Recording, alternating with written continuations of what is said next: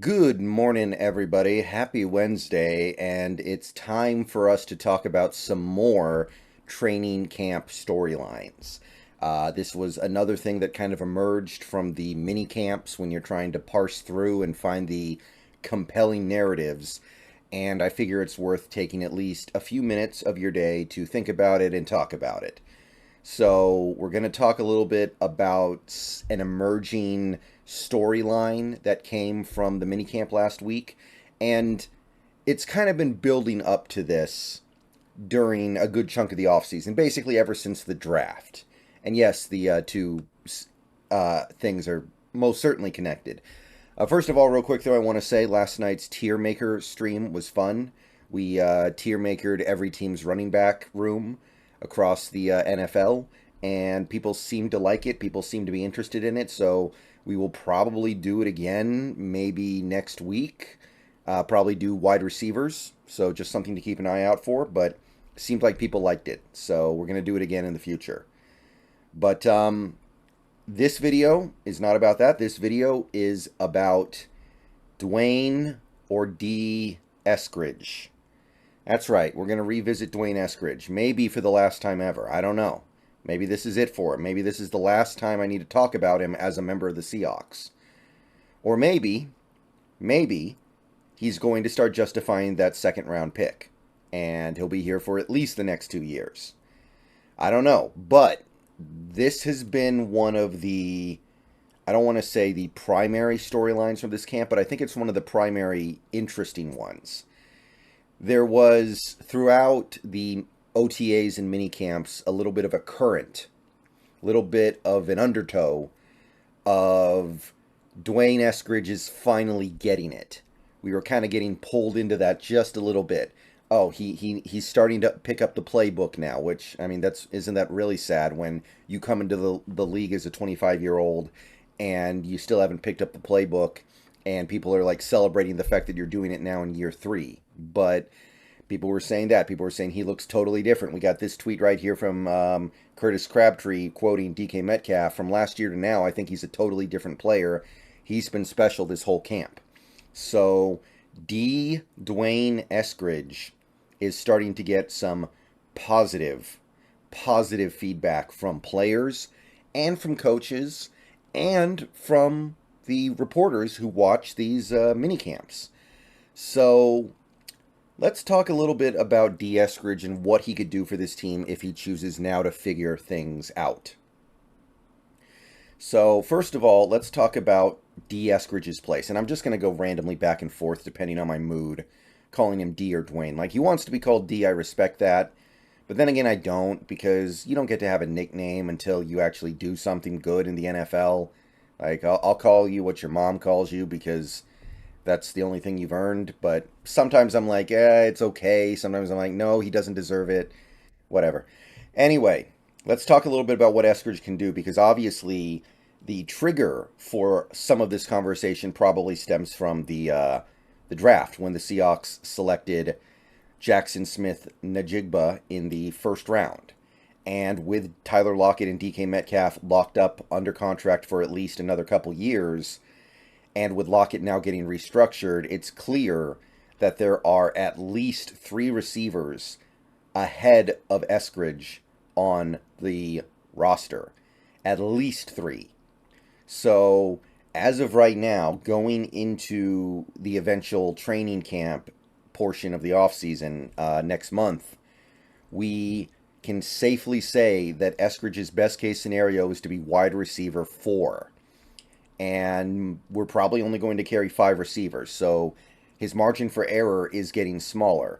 However, assuming he does manage to make the roster in some capacity, wide receiver 4s do have an impact in this league. Not a big one, not a massive one, nowhere near as big as the top 3. The top 3 is kind of the cutoff, but they absolutely get on the field and they absolutely make important plays. I went back and looked at the snap counts from last season for our wide receivers. Now keep in mind, the Seahawks were very healthy at the receiver spot last year. Metcalf missed part of a game because of an injury. Lockett missed 1 game and maybe a decent chunk of the next game, that would be the Jets game because of an injury. And otherwise, those guys were clean. Metcalf played in every game and only got his snaps cut short in one game because he got hurt in, I think, the second quarter. And Lockett had the injury against the Niners that kept him out against the Chiefs and had him limited against the Jets. So very clean in terms of receiver injuries. The only guy who actually missed time was Goodwin. Goodwin got hurt a couple different times, had a couple games where he didn't play, and then he missed the end of the season because he got hurt again.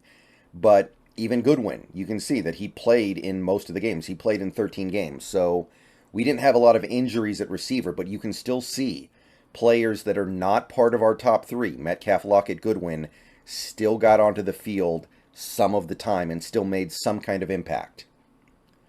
Eskridge himself played over 15% of the snaps.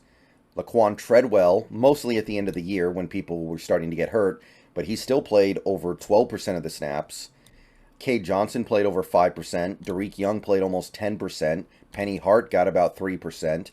And the Seahawks use receivers less than most other teams.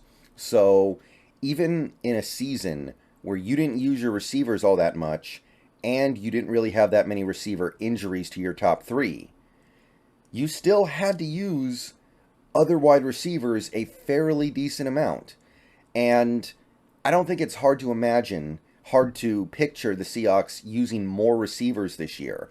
And hey, maybe this is the year when the snake eyes come up and somebody misses a significant portion of the season with injury. And if that happens, of course, our wide receiver 4 and maybe even wide receiver 5 play a lot. But even if they don't, they play some. And there's probably going to come a moment when we need one of those guys, somebody who's not in our top 3, to make a play, to put us over the top in a game, or keep a game alive, or put a game away. So Eskridge, I don't know if he's going to make the roster, but if he does, there will be an opportunity for him to contribute to this team in some way. So that's that part of the conversation out. It's not, the door is not closed on Eskridge to do something of value for this team. The door is not closed.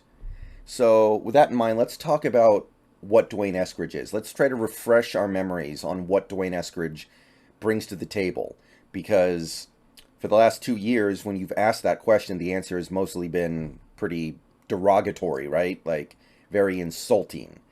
So let's refocus ourselves and think about the player who was coming out of college a couple years ago. D'Wayne Eskridge, 5 years at Western Michigan, had 3 pretty productive years to start, two pretty productive years to start as a senior and a junior. And then his 2 senior years, he got 2 senior years because obviously things were cut short. The first year, he never really got to have that trademark big season in college football. He only got to showcase what he could do. He didn't get to put it together for a whole season. His best season was probably 2020 when he only got to play in 6 games. That was the COVID year. And in those 6 games, he actually racked up some serious stats. He had almost 800 yards. He had over 800 yards from scrimmage and 8 touchdowns. So this is a player who built himself up bit by bit over the start of his career and then never really got a chance to really have that one dominant season, but we saw signs of it in 2020. So 33 catches and 770 yards and 8 touchdowns in 6 games playing for Western Michigan. Like, that's not a joke. That's a very productive wide receiver you have right there. So it's not like this guy didn't do anything in college. It's not like this guy's a complete waste. It's not like this guy, we drafted him based off, oh, he looked really good in workouts. He never did anything in a football game, but he worked out good, so we took him. No, it wasn't like that. And if you go back and look at his pro day, if you go back and take a look at how he performed in terms of his attributes, in terms of his testing, and you take a look at what he was bringing to the table as an athlete, yeah, there are definitely a lot of areas where he leaves you wanting. He's very small, for one. He isn't the greatest athlete in terms of explosiveness. He doesn't have great change of direction. But we are talking about a guy here who is very fast and very quick. 80th percentile 10-yard split, 86th percentile 40-yard dash. Ran the 40 and 4.4 at his pro day. 10-yard split was 151. Now, maybe pro days are pro days, right? Maybe the numbers are not as good as advertised here, but this is a guy who is bringing an NFL quality skill to the table here with his 10-yard split and 40-yard dash. He's fast and he's quick. So, Eskridge, yeah, there are a lot of things he doesn't bring to the table, but if we reset ourselves back to the way things were on draft day, you could say he was fast and he was quick. So, there is something here, and there is an opportunity for him to realize his potential as a football player, even if he's relegated to wide receiver 4 and I would say wide receiver 5. So the door is not completely closed yet on that. And while every team in the league gets these random sweet stories in training camp that never manifest in the regular season, sometimes they do. And at this point, Eskridge is never going to need to be some 1,000-yard receiver for the Seahawks. He's never even going to need to be a 400-yard receiver for the Seahawks. Just make the catches when the opportunity presents itself, run the right routes, get open, do your job, and it'll still be a bad pick, but you can still find your own way to do something positive for this team. And if all else fails, there's also the possibility of him getting involved in special teams. Bob Condotta talks about it a little bit in this tweet, and hey, you go back to his college football career, final year at Western Michigan in 6 games, he had 17 kick returns, including 1 for a touchdown. So, hey, maybe. So, that's 12 minutes on D'Wayne Eskridge. Let me know what you guys think down below. Are you buying any of the, I don't want to call it hype, but are you buying the possibility of Eskridge maybe proving himself at least a valuable NFL commodity in 2023? Is this the year he at least gets on the field and makes a play or two? Is this the year he at least shows that he belongs in the NFL on some level? Do you think maybe as a kick returner, remember, we did not bring back our kick returner from last year who looked pretty good at the end of the season. As of right now, our kick returner is DJ Dallas, and our punt returner is Tyler Lockett. So there's an opportunity there for Eskridge to maybe capitalize on that. And believe me, I'm not going to sit here and try to convince anybody this guy's good. This guy, he's probably not good. He's very likely just going to continue to be the player that we've gotten over the last several years. A very, very, very inconsistent and underwhelming and just all-around rough, raw receiver who can't really be trusted in any circumstance.